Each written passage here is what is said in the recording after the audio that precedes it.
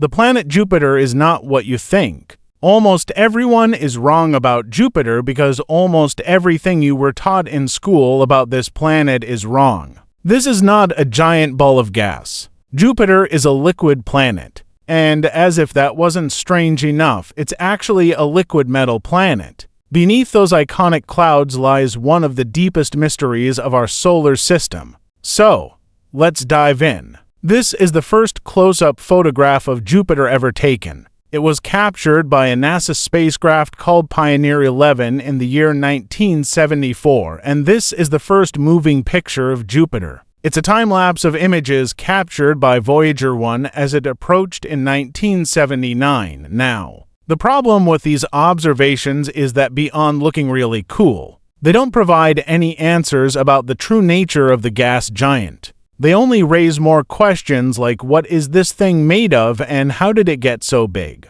The actual size of Jupiter is very difficult to comprehend. Not only is it really big, but it is heavier than the weight of every other planet in the solar system combined. It takes up enough space to fit 1,000 Earths inside. For a more relatable sense of scale here, if the planet Earth was the size of a grape, then Jupiter would be a basketball. Now, our general theory for how the solar system came to be starts with a big disk of rock and metal and gas and dust and stuff all spinning around the newly formed sun. And then over millions of years, all of the stuff in that disk keeps smashing together and forming into bigger chunks of stuff. And then as those chunks get even bigger, gravity starts to kick in and attract even more stuff. So, under that theory, Jupiter would have formed when one of those chunks got so big that its gravity started capturing massive amounts of gas that were swirling around inside the disk and just kept doing that for billions of years until it became what we see today. That makes sense, and if true, would mean that inside Jupiter there must be a very big and incredibly dense core of solid rock and metal. An alternative theory, just for fun, is that Jupiter actually started its life as a separate gigantic cloud of gas that was sitting just outside of the early solar system. Over time, that cloud got so big that it eventually collapsed under its own gravity and formed into a dense ball of gas. This is pretty much the same way that a star is formed. Only stars need a much bigger cloud of gas to get started. So, in this case, you just get a really big planet, and then eventually that new planet got pulled in by the gravity of the sun and settled down into an orbit. If this were true, then Jupiter wouldn't really have a core at all. It would just be like a big layer cake of gas. But the theory most of us were taught was about the big solid core that captured all of the gas.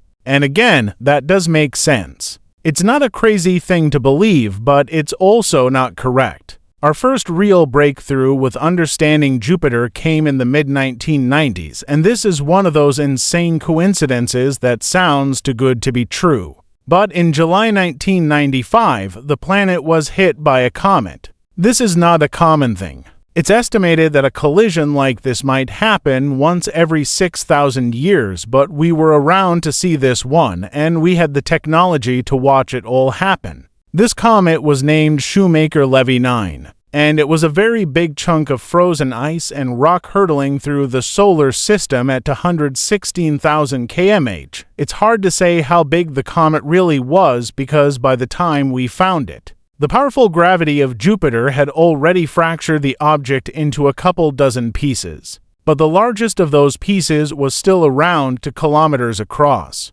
And at this point in time, NASA had their newly operational Hubble telescope ready to observe the impact. But there was a big problem. The pieces of the comet were going to hit Jupiter on its far side, out of view from the Earth. We were going to miss it. Except at the exact same time that this once-in-6,000-year event was happening, NASA just also happened to have a spacecraft arriving at Jupiter. This is Galileo, named after the first astronomer to have studied the planet through a telescope. The probe was launched in 1989 on a mission to investigate Jupiter and its moons. It was scheduled to arrive in December 1995, and now it had a clear view on its approach of the comet impact. What it saw was 21 separate collisions over the course of 6 days, with the largest chunk of comet unleashing the equivalent energy of 300 million atomic bombs, making it the biggest explosion ever caught on camera.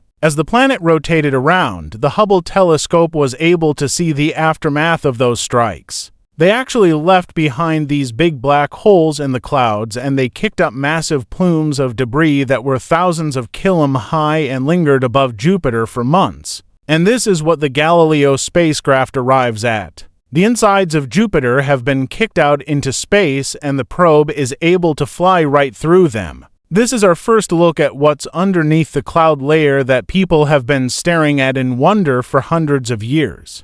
The most interesting thing that Galileo found was actually water, a lot of water, and scientists thought that was pretty weird. Weird enough that they started working on another mission to Jupiter with a new probe that would be designed specifically to seek out the planet's true nature. That mission was named Juno. The spacecraft was launched in 2011, and it arrived in 2016 to begin solving the mystery within Jupiter's core. So when we say that everything you were taught in school is wrong, that's because we didn't even start to learn the real truth until this past decade. So here's what your science teacher didn't know at the time. Jupiter is not made of gas. It is covered in big, thick clouds of gas that form all of those swirling rings and storms. But those clouds are just a thin layer on top of much stranger things down below. But let's start from the top. In the clouds of Jupiter, the temperature is below -100 C. Water ice crystals interact with ammonia, which acts as a natural antifreeze, allowing liquid water to exist in the upper cloud layer. As droplets collide with ice crystals, the clouds become electrified and trigger gigantic lightning storms that rage all across the surface.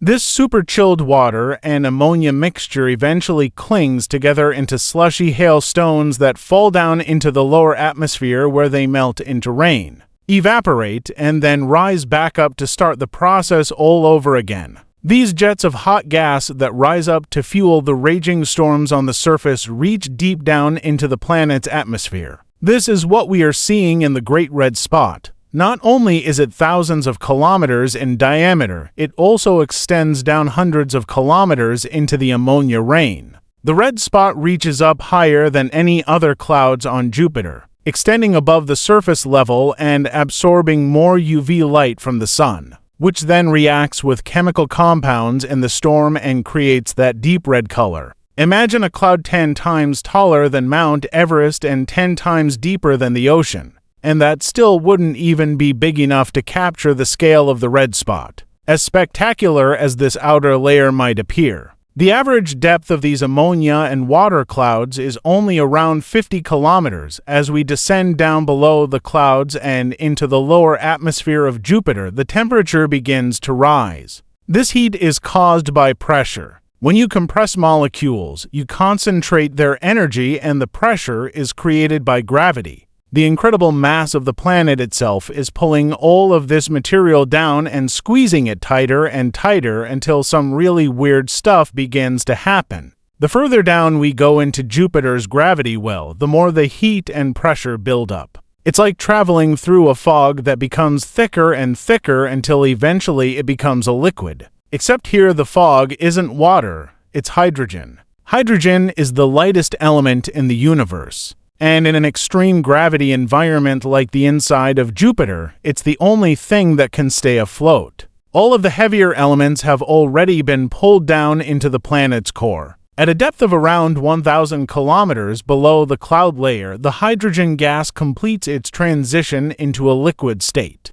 And this is the closest we get to anything that might resemble the surface of Jupiter, an ocean of liquid hydrogen, the largest ocean in the solar system. So, while the giant planet might be covered by a thin shell of gas, it's definitely not made of gas. It is a liquid planet. But this is a far stranger liquid than anything we've seen before in Earth. We can liquefy hydrogen by making it very cold. The atmospheric pressure of Earth lowers the boiling point of hydrogen to around -250. But on Jupiter, the opposite effect is going on. The intense pressure raises the boiling point so high that it can exist as a liquid, even at temperatures well over 1,000. This ocean is about 20,000 kilometers deep, 2,000 times deeper than Earth's ocean. And as we reach the bottom, the pressure and temperature created by the gravity well have a very bizarre effect. Under millions of times the pressure of Earth's surface at 10,000 C, hydrogen changes state into something called metallic hydrogen.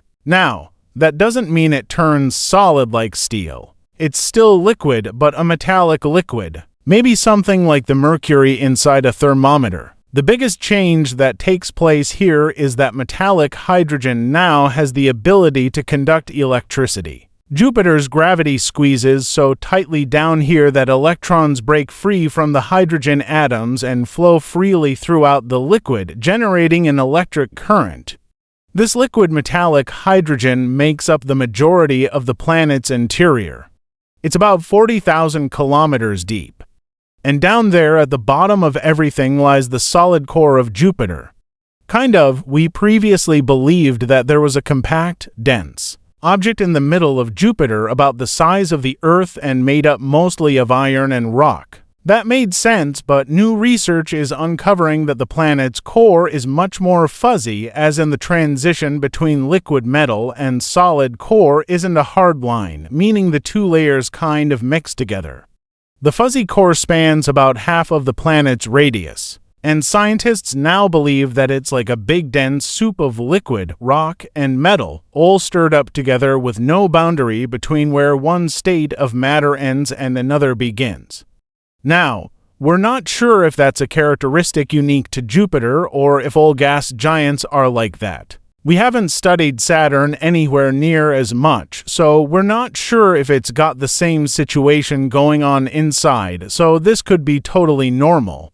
It's thought that if Jupiter's core is unusual, then it's likely due to some massive collision that occurred in the early days of the solar system. There might have been a rocky planet 10 times the size of Earth that was floating around out there until it slammed into Jupiter. The energy from that would have scattered and diluted the solid core. This might also help to explain how Jupiter managed to grow so big. The collision theory makes sense, but that doesn't necessarily mean that it's true. Recently, astronomers decided to try and recreate this event with a computer simulation. They ran countless scenarios with planets of different sizes and compositions smashing into a young Jupiter. And at first, they saw the result that everyone expected. The collision resulted in a fuzzy core. But in every simulation they ran, the fuzzy core would relatively quickly settle back down and solidify into a clearly defined ball at the center of the planet. So, we know that Jupiter has this big weird core, but we don't know how it got there. For all that we've learned, we really have no clear answer on how a planet like this even gets created in the first place, and that's what makes Jupiter so cool. It's just weird. It's a giant mystery in the sky begging to be solved. And we'll get there eventually.